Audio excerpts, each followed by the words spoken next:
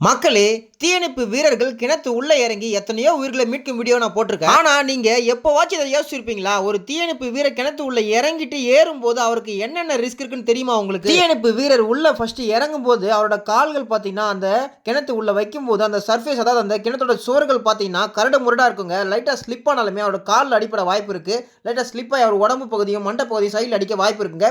இது எல்லாமே பார்த்தீங்கன்னா, அவர் உள்ள இறங்கும்போது யோசிக்க வேண்டிய விஷயம். இரண்டாவதாக அவர் உள்ள இறங்கிட்டாருங்க. இறங்கிட்டு ஒரு மாட்டையோ, இல்ல மனித உயிரையோ, இல்ல வேற ஏதாச்சும் ஒரு உயிரினத்தையோ காப்பாத்தும்போது பார்த்தீங்கன்னா, அந்த கிணத்து உள்ள தண்ணீர் இருந்தாலோ, இல்ல தண்ணீர் இல்லாம குப்பைகள் இருந்தாலும் பார்த்தீங்கன்னா, அதுல பாம்புகள் நிறையவே இருக்க வாய்ப்பு இருக்குங்க. இல்ல சில அதாவது விஷப்பூச்சிகள் நிறைய இருக்க வாய்ப்பு இருக்குங்க. அது சப்போஸ் கடிச்சாலுமே அவரோட உயிரே போக வாய்ப்பு இருக்கு. இது 2வது ரிஸ்க்குங்க. 3வது பார்த்தீங்கன்னா, உள்ள ஒரு குரங்கோ, இல்ல மாடோ, இல்ல வேற ஏதாச்சும் இப்போ அதாவது உயிரினங்களோ உள்ள விழும்போது பார்த்தீங்கன்னா, அந்த விலங்குகள் அவங்கள காப்பாத்த வரும்போது அதுங்களுக்கு தெரியாம அவங்கள கடிக்க வாய்ப்பு இருக்குங்க. நிறைய வீரர்கள பூனையோ, நாயோ கடிச்சிருக்கு.